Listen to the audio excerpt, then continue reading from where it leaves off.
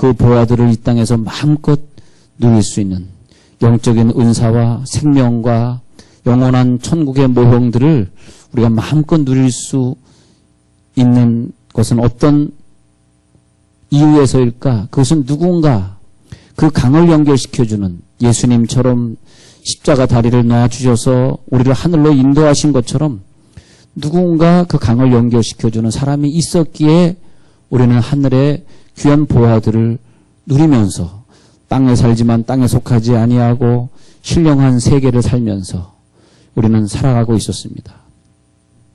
저는 이번 주에도 철회 기도를 계속하면서 있었는데 어느 날 저는 교회 와서 철회 기도를 하는 시간이었는데 어느 분이 뒤에서 이렇게 기도를 하는데 그분 기도 소리가 나보다 좀 더 커가지고 철회하다가 이렇게 고개를 숙이고 왠지 남이 막 기도 크게 하면 내 기도가 잘 안 되더라고요. 그래서 그 기도를 감상하고 있었는데 뭔 기도하나 했는데 막 방언으로 기도하시고 뭐 또 통변하시고 그러면서 자세히 들어봤습니다. 뭔 기도하나. 나도 내 기도를 하려고 애를 썼는데 자꾸 안 되더라. 자꾸 듣게 되더라고. 주여 주여 주여 하다가 또 뭐 하나 또 들어보고 주여 맞습니다. 근데 뭐 하나 들어봤더니 그분은 자기 개인을 위한 기도는 안 하대. 그렇게 긴 시간을 기도하는데 주여 하나님 아마 내가 고개 푹 숙여 기도하니까 나를 굉장히 불쌍히 여겼던 것 같아요. 그 내용을 보니까 우리 목사님 불쌍합니다 막 우는데 야 나 안 불쌍하거든. 근데 막 그냥 우리 목사님 우리 성전을 건축되게 하시고 막 그러는데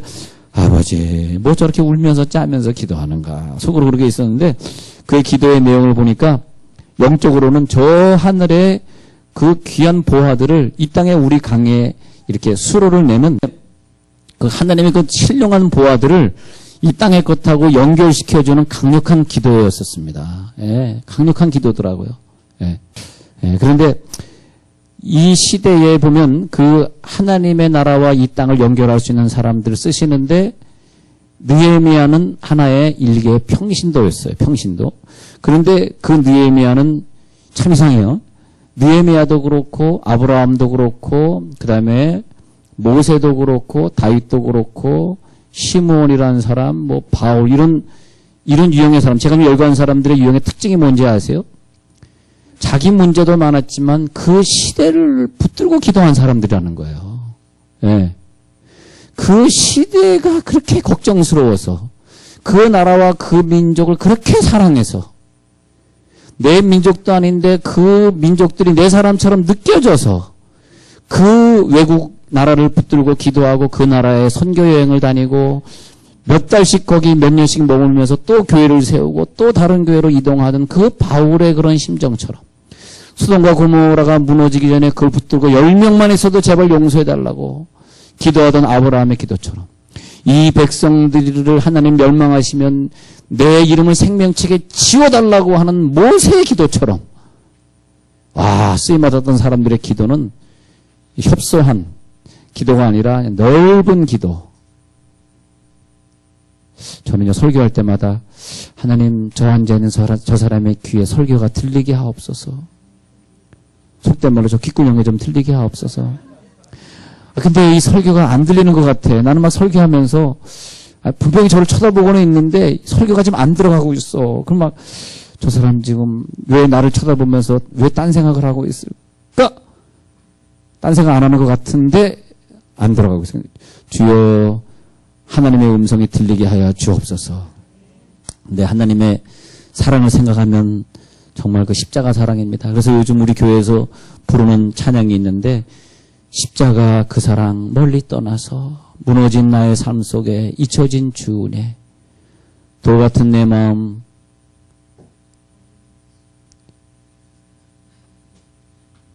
오르만지사 다시 일으켜 세우신 주를 사랑합니다. 주 나를 보호하시고 날 붙드시리 나는 보배롭고 존귀한 주님의 자녀라. 얼마나 좋은 가사입니까?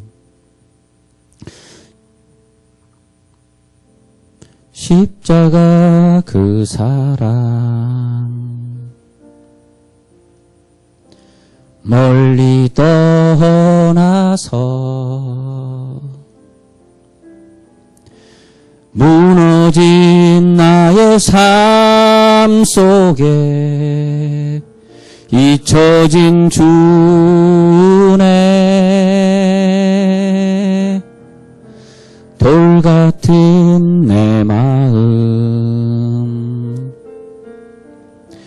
어루만한 지사 다시 일으켜 세우신 주를 사랑합니다. 주 나를 보호하시고 날 붙드시리 나는 외롭고 존귀한 주님의 자녀라.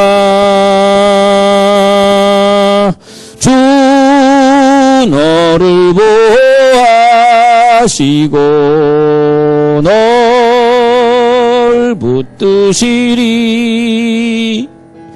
너는 외롭고 존귀한 주의 자녀라. 우리같이 부족한 자들을 보배롭고 존귀한 나의 자녀다. 마치 여러분들이 여러분 자녀 하나 둘 낳은다면 그 자녀가 귀해가지고 옥이야 뭐야 뭐 금이야 뭐 쓸고 닦고 하고 그냥 빨고 그러는 것처럼 말이에요.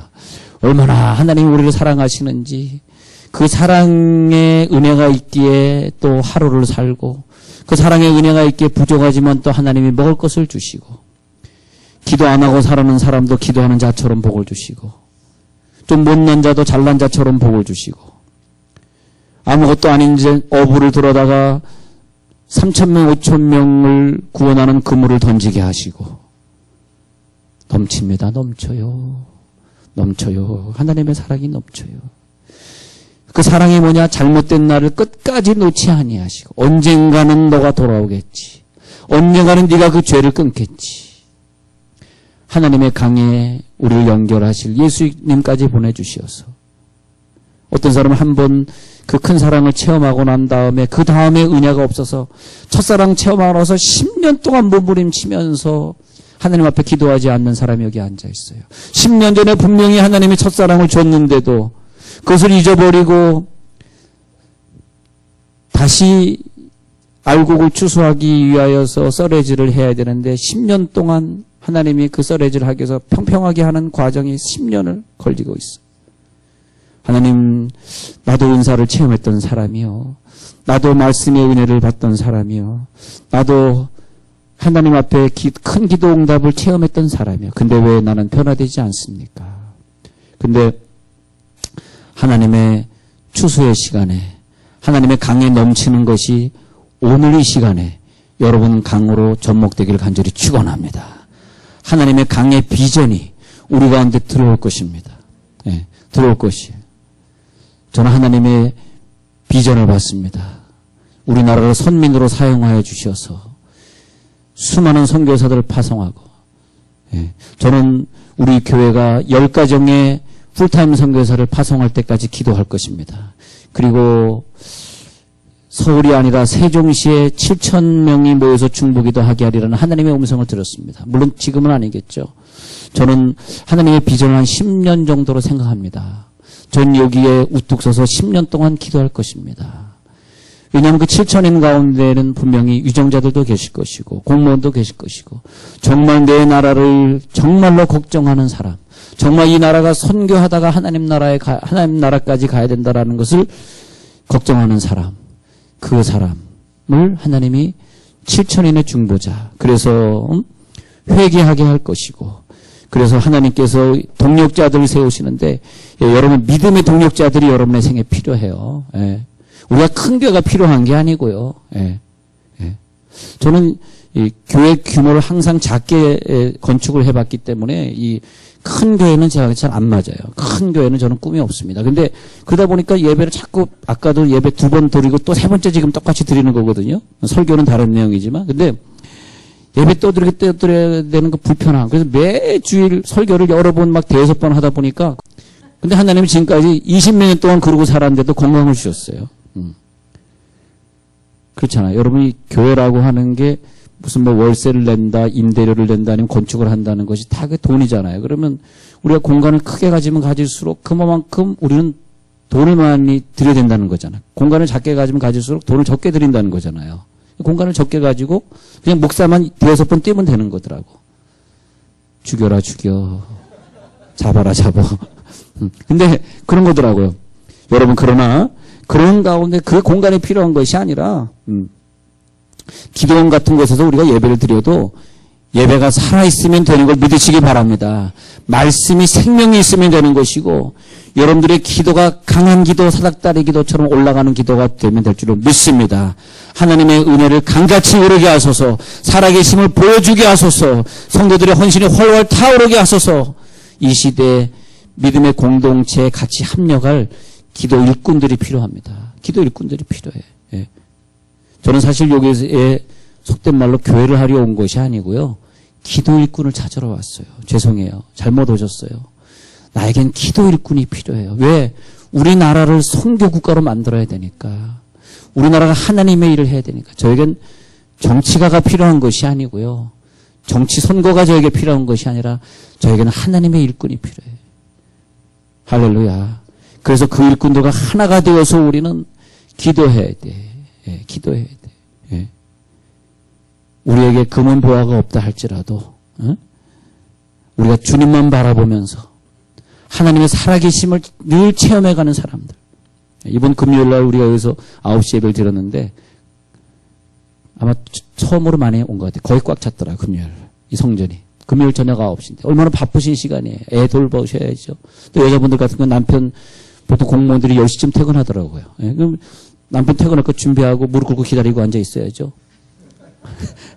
얼마나 바쁘셔요 진짜. 그런데도 불구하고 그래서 제가 주중에 나오라는 얘기를 저는 사실 못하는데 근데 금요 9시 예배에 나와가지고 제가 기도 끝난 시간이 12시더라. 12시. 근데 그때까지 함께 기도하는 성도들 하나님 나에게 기도의 사람을 주옵소서. 기도의 사람이 있으면 됩니다. 세상은 돈으로 하는 게 아닙니다. 기도로 하는 겁니다. 할렐루야. 그래서 기도자를 네가 세종에 가서 7,000명을 만들어라. 야, 근데 그 비전을 주시는데 예, 거기엔 우리가 무슨 큰 성전이 필요하고 우리가 그런 돈이 필요하겠어. 근데 그런 마음을 가지니까 하나님이 성전을 주시더라고요. 내 돈 하나도 안 드리고 성전을 주시더라고요. 근데 정말 이것은 제가 책을 쓰면 많은 사람이 읽을 것 같아요. 개인에게는 안 주셨는데 교회엔 주셨어요. 교회. 그러니까 하나님의 교회에 복을 주시는 거지 개인에게 주는 건 아니에요. 자, 느헤미야는 대체 어떤 사람이었을까 보고 마치고자 합니다. 느헤미야는 참 이상한 사람이에요. 제사장도 아니고 선지자도 아니고 목사도 아니고 음성 듣는 자도 아니고 자기가 무슨 장로도 아니고 아무것도 아니에요. 제사장도 아니고. 그런데 이 사람은 이상하게 눈물의 사람이에요. 하나님이란 사람이 와가지고 예루살렘 성이 말하자면 150년 전에 회파되었나이다 하고 울었을 때 느헤미야는 보세요. 보이지도 않았습니다. 보입니까? 안 보입니까? 안 보이죠? 느헤미야는 이렇게 보이지도 않는 사람이었어요. 보이지도 않는 사람. 그런데도 불구하고 느헤미야는 정말 미미한 존재인데 하나님 앞에 눈물을 흘리는 거야. 금식하고 우는 거야. 아이고 우리 성이 150년 전에 회파됐어. 아니 예루살렘 성 회파된 거하고 자기랑 뭔 상관이고 예루살렘 성이 건축되고 안 건축되는 거에 대한 그 가슴의 아픔이 자기랑 뭔 상관이에요. 그런데 느헤미야는 거기서 웁니다. 그래서 막 금식하며 근데 그 기도의 내용을 보면은 저 사람이 잘못했고요. 저 목사님이 실수했고요. 그런 내용이 아니라 그 조상들을 위해서 자기 가족들을 위해서 기도자. 참 이상해요. 아까 말한 것처럼 아브라함, 모세, 이런 바울 이런 사람의 특징이 다 중보자였다는 거예요. 다른 사람을 기도하는 사람에게 하나님 물질도 주시고 그들의 자녀를 통해서 하늘의 강을 땅의 강과 연결시켜 주시는 가족이 되는 걸 믿으시기 바랍니다. 그래서 느헤미야는 중보자예요. 중보자.